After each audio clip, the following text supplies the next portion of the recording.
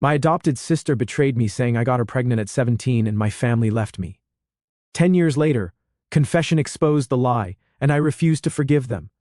I'm Jackson, 27, male. I was 17 the night my life ended without me dying. My family was having one of those big Saturday dinners. Grandparents, uncles, cousins, the whole group. My parents loved putting on a show when the house was full. Mom was always in her element when there were eyes on her, talking loud, bragging about how our family sticks together. Dad grilled meat outside while my brother and I hauled chairs from the garage. And then there was Anne, my adopted sister. My parents brought her in when she was 8 because they always wanted a girl. She fit right in from day one, quiet, polite, shy. I used to help her with homework, taught her how to ride a bike, even defended her when kids teased her for being adopted. I never thought of her as anything but my sister. That night, she was acting off. She wasn't eating, kept fidgeting with her hands. I figured maybe she was sick or just tired. After dinner, when everyone was in the living room, she stood up out of nowhere, shaking, and said she needed to tell everyone something. I remember the sound of her voice. It cracked like she was about to cry. Then she said it. Jackson. He forced me. It didn't even register. Everyone froze. The room went silent except for the clock ticking. My brain didn't process it at first. I thought she meant something else, maybe a joke gone wrong, maybe she was confused. Then she added, I'm pregnant. My dad's hand was on me before I could say a word. His fist connected with my face so hard that everything went white. I hit the floor, my teeth buzzing, ears ringing. My mom started screaming like someone had died. My brother stood there shaking his head, muttering, Jackson, what the hell is wrong with you? You're disgusting. Dad, I didn't. I tried, but the next hit came before I could finish. You sick bastard, he yelled, face red, eyes wild. You brought shame to this family. Anne was crying into Mom's arms, trembling, saying she was scared. My aunt pulled her close, whispering, It's okay, sweetie. You're safe now. My brother Jake stepped forward. Spit landed right by my shoe. Get out, he snarled. You don't deserve to breathe the same air as us. I looked around at all the faces, people I'd known my whole life. Not one of them looked at me like family anymore, just disgusted. She's lying, I said. My voice cracked. I swear on my life she's lying. No one cared. My mom screamed, Don't even say her name. Don't talk to her. Someone, I think my uncle, called the police. By the time the officer showed up, I was sitting on the porch, bleeding from my mouth. One of them asked my dad if I was the suspect, and he nodded without looking at me. They didn't even cuff me rough. They could see I was just some kid who looked half dead, but still, riding in that back seat, with the sirens echoing, felt like being buried alive. At the station, they asked questions I could barely understand. When did it happen? What were you doing that night? Did she say no? I kept repeating it never happened. None of it. They didn't book me. There was no proof. Nothing. They let me go in the morning. I remember one of them muttering the words, statutory case, under his breath. Anne was 16, I was 17, barely a year apart, but they still had to ask every question in the book. They took statements, called in a social services rep, even checked timelines from our phones. In the end, there was nothing to hold me on. So they sent me home with a warning to stay available for more questions. But when I stepped outside, the world already knew. Our town wasn't big. By sunrise, half of it had decided I was guilty. I didn't go home right away. I walked around until my legs gave out. When I finally got back, all my stuff was piled on the front lawn, clothes, school books, even my backpack. My dad stood by the door like a guard. Get out, he said. His voice wasn't angry this time, just cold. You're done here. Dad, please, you know me. I would never. Don't call me that. You're not my son anymore. I tried to reach for my mom through the doorway. She turned her face away, clutching Anne like she was the victim of a crime scene. Jake slammed the door behind them. I stood there. My hands were shaking so bad I could barely pick up my bag. That night, my phone buzzed. It was Emma, my girlfriend. We'd been together a year. She knew me better than anyone. She whispered through tears, I believe you, Jack. I swear I do. But my parents, they won't let me talk to you. They think it's true. They said if I ever see you again, they'll call the cops. Please don't do this, I said. She sobbed. I'm sorry. I can't lose them. Then she hung up. I stared at the phone screen until it went black. That was the last time I ever heard her voice. I sat in my car the rest of the night behind a gas station 2 towns over. I stared at the cracked windshield, watching rain streak down in crooked lines. In less than 12 hours, I'd gone from a normal kid with a family, a girlfriend, a future to a criminal in everyone's eyes. Every time headlights passed by, I thought it was my dad's truck, thought he'd drag me back to finish what he started. But no one came. When the sun finally came up, I looked at myself in the rearview mirror. My face was bruised, my shirt still had blood on it, and I realized something simple but final. No one was coming to save me. That thought sat in my chest like a stone. As I drove through the night, I didn't have a plan or a map, just the clothes on my back, a backpack, and $200 I'd had in my wallet. I drove until the gas light blinked red. The engine coughed near a sign that said, "Welcome to Maplewood." I didn't care where I was. I pulled into a parking lot behind a row of stores, the kind that looked half abandoned. My hands were shaking from hunger and cold. I'd been living off vending machine chips for days. A help wanted sign was taped to a diner window across the street. I stood there staring at it, trying to build the courage to walk in. The bell above the door jingled when I entered. A man stood behind the counter, broad shoulders, gray beard, deep lines in his face. "Can I help you?" he said, voice rough like gravel. "I saw the sign," I said. "I can wash dishes, do anything, really." He looked me over. My clothes were wrinkled. My shoes still had mud from the roadside. "You ever worked in a kitchen?" "No, sir," he grunted. "You look hungry." "I'm fine," I lied. He sighed and nodded toward the back. "Name's Andy.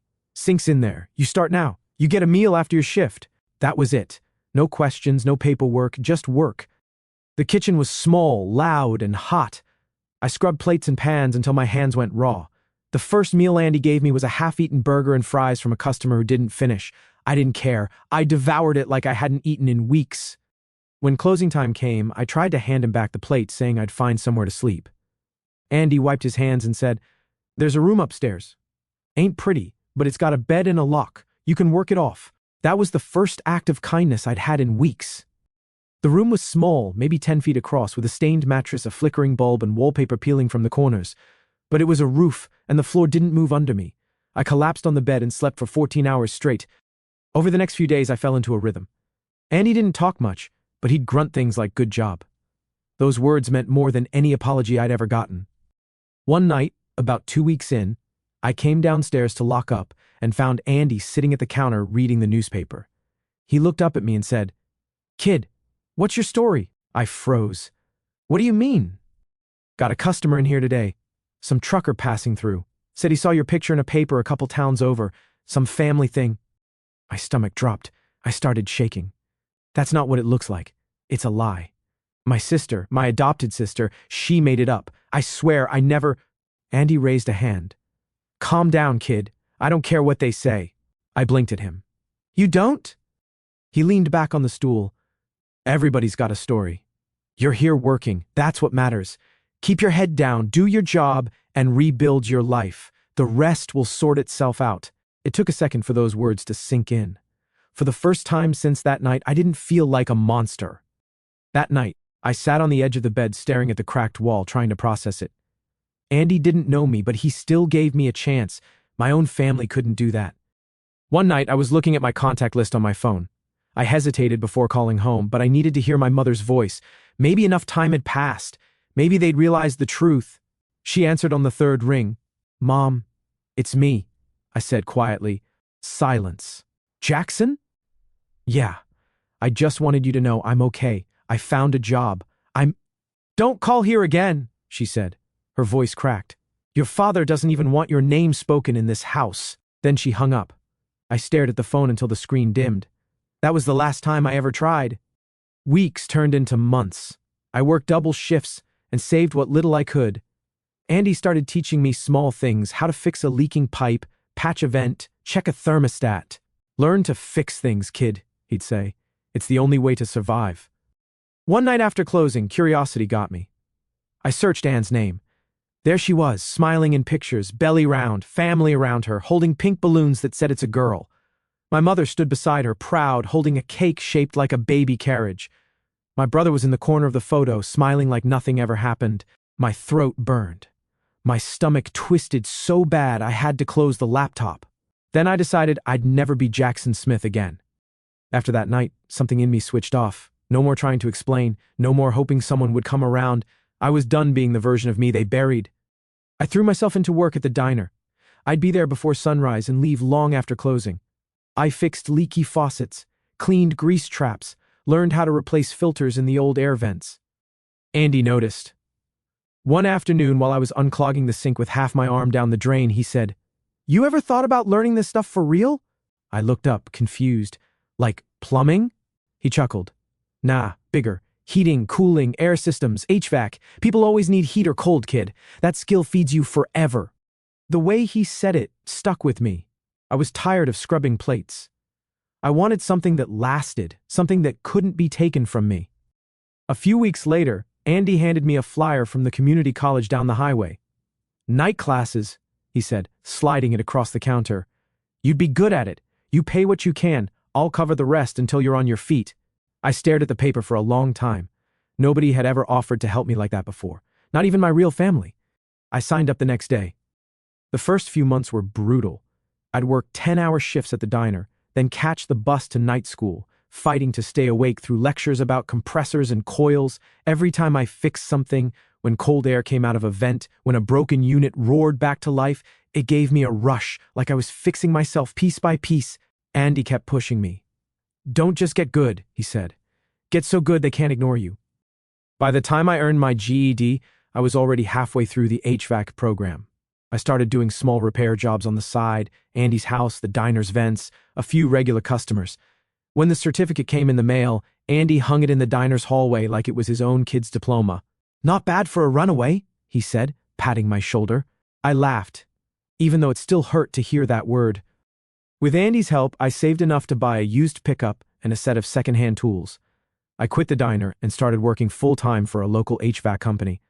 One summer afternoon, a CO worker named Derek got accused of stealing cash from a client's kitchen counter. The boss was ready to fire him on the spot.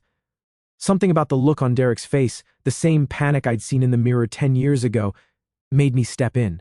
"Check the vent," I said. Everyone stared at me. I climbed up, pulled the cover off, and sure enough, the envelope had been sucked halfway into the duct from the return air. The client had probably set it too close to the vent. Derek almost cried. The boss apologized to the client. Afterward, Derek shook my hand like I'd saved his life. Andy heard about it through a supplier and called me that night. "Good job, kid," he said. "You didn't just fix air, you fixed a mess. That's what separates men from mechanics." That stuck with me. Years passed like that. Work, sleep, eat, work again. It was simple, predictable, safe. But sometimes at night when I got home, I'd feel this hollow space inside me, like there was a whole other life still buried somewhere. One night, while doing invoices, I opened an old account I hadn't touched in years. My hands shook when I logged into social media. I shouldn't have done it. There they were, my family, smiling, laughing, standing in front of a birthday cake with a little girl, her daughter, who looked about 10. My mother was there holding her, my dad's arm around them like nothing had ever happened, my brother standing in the background, grinning like he didn't once spit at my feet. The caption read, "Happy birthday to our miracle girl. Family is everything. Family." I scrolled through the photos until my chest hurt. Anne looked happy, radiant, like someone who'd never ruined a person's life. I closed the laptop and sat there in the dark, shaking. For years I'd imagined them falling apart without me, but they didn't, they just replaced me. That night I sat in my truck in the parking lot after my shift and made a decision. I went home, deleted every old account, every trace of the name Smith. I cut ties with the past like cutting a loose wire. By morning, I filed the paperwork for a legal name change, Jackson Winter. It was my grandmother's maiden name, the only person who ever showed me real kindness before all this. When the new ID arrived weeks later, I stared at it for a long time. The picture looked different somehow. Stronger, harder. Not a boy anymore. That was the day I stopped running from what they did to me and started building something they could never destroy. 10 years later, I had my own company, Winter Heating and Air. Just a couple of vans, 3 employees, and a steady list of clients who trusted my work. We weren't fancy, but we were reliable. Life had finally leveled out. It was early summer when everything cracked open again. I was fixing an old air unit behind a bakery, sweat running down my back, when my phone started buzzing nonstop in my pocket. Unknown number, hometown area code. I ignored it twice. The third time it wouldn't stop. I wiped my hands and answered, "Yeah, this is Winter." There was silence for a second, then a voice I hadn't heard in over a decade. "Jackson." My chest tightened. "Who's this?" "It's me, Emma." I froze. Everything around me, the fan noise, the street sounds, disappeared. "Emma, how did you—" She sighed. I know I shouldn't call, but I thought you should hear this from someone who actually believes you. That sentence alone made my throat close up. She continued. Anne's been arrested. I blinked. Arrested for what? For lying, she said. For accusing another guy, the same way she did to you. I leaned against the van, dizzy. What? The guy she accused this time fought back. He got a lawyer, all of it. Turns out she made up the whole story again, and during the investigation, she confessed to the first one, to you. She said she lied back then, too. The words hit like a sledgehammer. I'd imagined hearing something like that for years, but it didn't feel like I thought it would. There wasn't relief, just silence. Emma kept talking, her voice shaking. She told the police she got pregnant after a one-night stand with a local drug dealer named Vernon. He disappeared when she told him. She panicked and blamed you because you were there and everyone believed her. Jackson? They cleared your name, officially. I couldn't speak. My hand went numb holding the phone. She hesitated. I just thought you should know. I'm sorry it took this long. Thank you, I finally said, my voice low. Before I could say more, she whispered, I'm married now. Kids. But I never forgot what they did to you. I smiled faintly, though she couldn't see it. You were the only one who believed me, Emma. You don't have to feel bad for that. We talked for another minute, awkward but soft. Then she said goodbye, and that was it. I sat in the van for almost an hour afterwards, staring at the steering wheel. I didn't know if I wanted to scream, cry, or laugh. My name was cleared, but 10 years too late. By morning, the calls started, private numbers, then emails. My company inbox even got one with the subject line, please call us back. Curiosity got the better of me once. I answered a number I didn't recognize. Jackson, a shaky voice said. I knew that voice immediately. My mother. Don't hang up, please, she said quickly. Anne told the police everything. We didn't know. I hung up. They didn't know. They didn't care to know. Later that week, a local newspaper reached out for a statement. I said nothing. I wasn't interested in headlines or pity. I wanted something better, silence. But silence didn't last. My brother emailed me next, saying he'd been young and stupid and hoped we could start over. My dad left a voicemail. We just want to see you, son. We made mistakes. Mistakes. Number mistakes are when you forget someone's birthday. What they did was a choice. So instead of replying, I wrote letters, not the kind they expected. No forgiveness, no soft words, just truth. I told them about every night I slept in my car shivering. About the moldy room above the diner, about Andy, the stranger who gave me shelter when my own family threw me away. I told them how it felt to burn my school ID because their names made me sick, how it felt to see photos of them smiling around Anne and her daughter while I was washing grease pans for scraps. I told them they didn't just ruin my reputation, they killed my home, my trust, and every bit of peace I might have had left. I ended every letter the same way. You didn't believe me when I told the truth. Now you can live with it. I never mailed them. I just stacked the letters in a shoebox and left them in my desk drawer. That night, as I sat in my workshop going through invoices, I looked around, the tools, the vans, the company name painted on the walls, all built by my own hands. Everything I'd lost was gone for good, but everything I'd built couldn't be taken from me. For the first time in years, I didn't feel erased. I felt written again, not by them, but by me. But peace doesn't stay quiet for long. Once the truth about Anne spread through town, the same people who threw me away suddenly remembered I existed. It started with a knock on my office door one afternoon. I was fixing a thermostat unit on my desk when I heard someone call my name. Jackson. I froze. I turned, and there she was, my mom. She looked smaller, older, like someone had drained the life out of her. Her hair was gray at the roots, her hands shaking as she held a casserole dish covered in foil. I made your favorite, she said softly. Chicken and rice. You used to love it. For a second, I couldn't move. The smell hit me, and my stomach twisted. I remembered the last time she cooked it, the night before everything blew up. I stood up slowly. Why are you here? Tears filled her eyes. I just want to see you, to say sorry. We were wrong. Anne lied. We know that now. I leaned against the counter. You're 10 years too late. She wiped her nose. I didn't know what to believe back then. She was crying, and your father... I cut her off. You didn't even ask me. You didn't let me speak. You kicked me out and told me never to call again. She stepped closer. Please. Jack? Don't call me that, I snapped. You lost that right. She flinched, like the words hit her physically. I pointed at the door. You should go. She hesitated, setting the casserole on the counter. At least eat this, please. I stared at it. Throw it out when you leave. When the door closed behind her, I felt nothing. Not anger, not sadness, just nothing. 2 days later, my dad showed up. I was out on a service call when I saw him waiting outside the office, leaning against his truck, like he owned the place. He smiled like we just had a regular argument years ago. Hey, son. I didn't answer. You've done good for yourself, he said, looking around. Business, trucks, employees, I'm proud of you. Get to the point, I said. He shifted his jaw. Your mother's not doing great. She cries every day. I figured maybe if we all sat down, cleared the air. Cleared the air? I almost laughed. You beat me and threw me out. You left me homeless. You cleared the air that night when you told me I wasn't your son. He sighed, frustrated. I was angry. You have to understand it was a different time. Things looked bad, so you hit first. Asked questions, never. His face tightened. You don't have to keep holding on to hate, son. I'm not holding on to hate, I said, pulling out my phone. I'm holding on to self-respect. He frowned. What are you?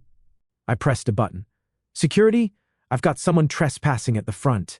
Big guy in a red jacket. His expression changed instantly. You're calling security on your own father? You're not my father, I said. You're a stranger who ruined my life. The security guard from the next building came over a few minutes later and asked him to leave. Dad muttered curses all the way to his truck, slammed the door, and peeled out of the lot. When the silence returned, I just sat there at my desk, staring at the same spot he'd stood. Meanwhile, bits of gossip reached me through old contacts. My family was falling apart. Dad had lost his job at the plant after yelling at a supervisor. Word was he'd nearly gotten arrested for it. Mom barely left the house. Neighbors said she was sickly and not herself anymore. My brother's wife had taken their kids and moved in with her parents after finding out what happened years ago. Everything they built, every illusion of being the perfect family, was cracking. People love to say karma takes its time. I'd say it arrived right on schedule. One afternoon, my employee Kevin came into the office with a small box. Hey, boss, this was sitting outside the door, he said. Inside were letters, dozens of them, my name, Jackson Smith, written on every one in shaky handwriting. No return address. I didn't have to open them to know who they were from. My mom had always been dramatic about handwriting. I carried the box into the back room, set it on a shelf above the storage bins, and walked away. That night, I sat in my office and looked up at the window where those letters sat. I thought about all the words inside, probably apologies, excuses, maybe Bible verses about forgiveness. But forgiveness is a luxury for people who didn't spend nights sleeping in their car wondering why no one believed them. I didn't want closure. I wanted distance. So I left the letters sealed, every last one. I kept them in that box, locked away. They wanted forgiveness because it made them feel lighter, not because they deserved it. They didn't want me. They wanted redemption. And I wasn't giving it to them. I looked up at the sky and muttered to myself, they erased me once. Now I erase them forever. I thought that was it. The end. But the past has a way of finding cracks to crawl through. It was 3 months later when I got the letter, plain white envelope, no return address. Inside was a single sheet of paper. Ann Williams requests to meet with you at Maple Ridge Correctional Facility. For a long time I just stared at it. Her name looked wrong on paper, like it didn't belong in my life anymore. I threw it in the trash, then pulled it out, then threw it away again, but the thought stuck. For 10 years, I'd imagined what I'd say to her if I ever saw her again. Maybe it was time to find out. So a week later, I drove out to the prison. It was 2 hours away in the middle of nowhere. The guard at the front scanned my ID, buzzed me through, and led me into a gray visiting room that smelled like disinfectant and old coffee. I sat down at a metal table, my hands flat against the surface. Other people around me whispered quietly. Wives, kids, parents, all of them visiting people they still cared about. I wasn't one of them. She walked in. I barely recognized her. She was thinner, almost fragile looking.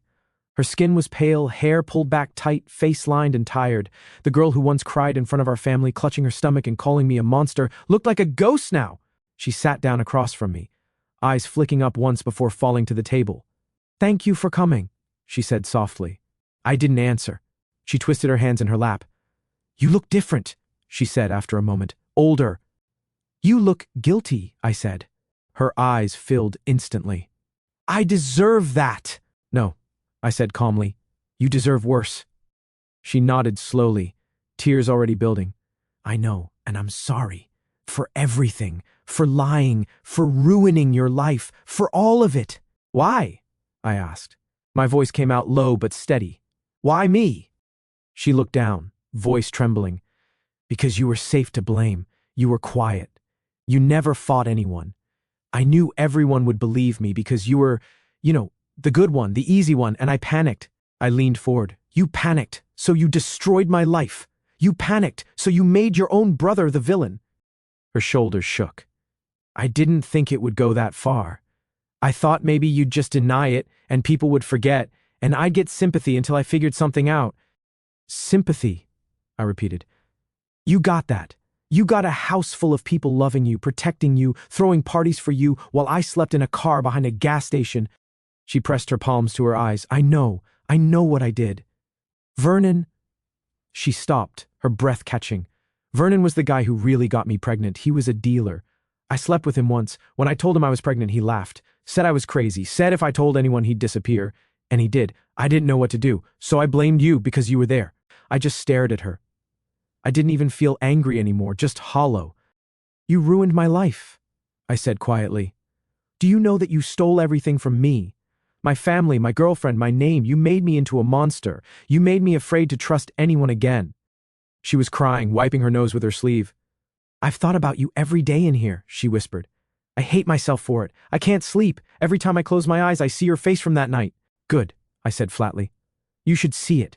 You should never stop seeing it. She looked up then, desperate. There's something else. My daughter, they never told her the truth. She swallowed. Mom said it would confuse her to change the story. So she still thinks it's you. I stared at her, stunned, even after everything came out. She nodded weakly. They said she's too young to understand and that admitting they were wrong would just open old wounds. They'd rather keep the lie than face what they did. She asks about you sometimes. She's seen your photo, old ones from before everything. She wonders why you never came around. That hit harder than anything else she said. Somewhere out there was a kid, not mine, walking around believing the same lie that destroyed me. I stood up, my chair scraped the floor. A few people turned to look. You don't get to tell me that, I said. You don't get to throw that on me now like it's something I can fix. She reached out a trembling hand. I'm sorry, Jackson, I really am. I can't undo it. I just needed you to know. I looked at her and felt nothing. Not relief, not closure, just the end of something. You took 10 years from me, I said quietly. I hope you never sleep peacefully again. She was crying hard now, choking on her words. I deserve it, she said, all of it. I leaned down slightly, met her eyes one last time. You! Then I turned and walked out.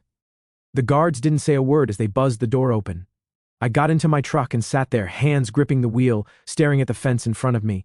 I thought I'd feel free after seeing her, like I'd won somehow. But I didn't. There was no victory in it, just exhaustion. Some things don't fix when the truth finally shows up. Some things stay cracked even when you stop caring. But as I started the engine and pulled away, I realized something. Walking away, not forgiving, not exploding, just leaving. That was its own kind of power. For the first time, I didn't feel erased.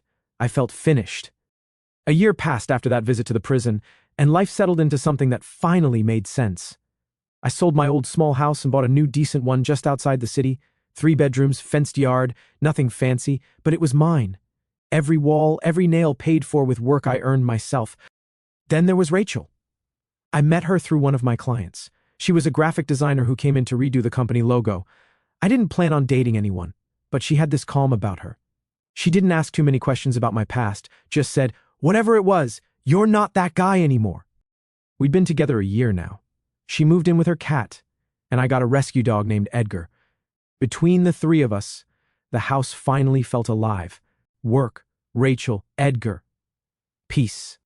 Then one morning an envelope came in the mail with no return address. My stomach tightened. I thought it might be another apology from my family, but when I opened it, the name inside made me stop. David Kenderson, the second man Anne had accused. His handwriting was neat and short, straight to the point. Mr. Winter, I'm filing a civil case against Anne for defamation and emotional damage. You deserve that justice too. My lawyer says your testimony would help both of us. If you're interested, call me. I read it twice, then called him that afternoon. We met at a coffee shop the next day. He was around my age, maybe a few years older. He shook my hand like we'd known each other our whole lives. Feels weird, doesn't it? He said, being connected by something that messed us both up. Yeah, I said, but I guess we both survived it. We spent an hour talking through everything. When he asked if I wanted in on the lawsuit, I didn't hesitate. I'm in, I said. The case took months, but this time I wasn't running or hiding. I showed up in court, sat across from Anne, and told the truth, calm, steady, without anger. I didn't even look at them when I spoke. The lawyers laid everything out, the false accusations, the manipulation, the emotional damage, the proof she'd done it twice. When the judge finally ruled, the courtroom went silent. Walking out of that courthouse, I felt lighter than I ever had. My reputation was officially clean, but it was more than that. It was like a ghost had finally stopped following me. For once, my name wasn't buried in shame. It stood next to words like truth, justice, vindication. Then the voicemail came. It was late, almost midnight. I was finishing invoices in my office when my phone buzzed. Unknown number, hometown area code.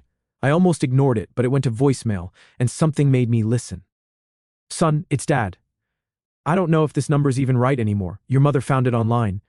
I don't have much time. The doctors say it's cancer.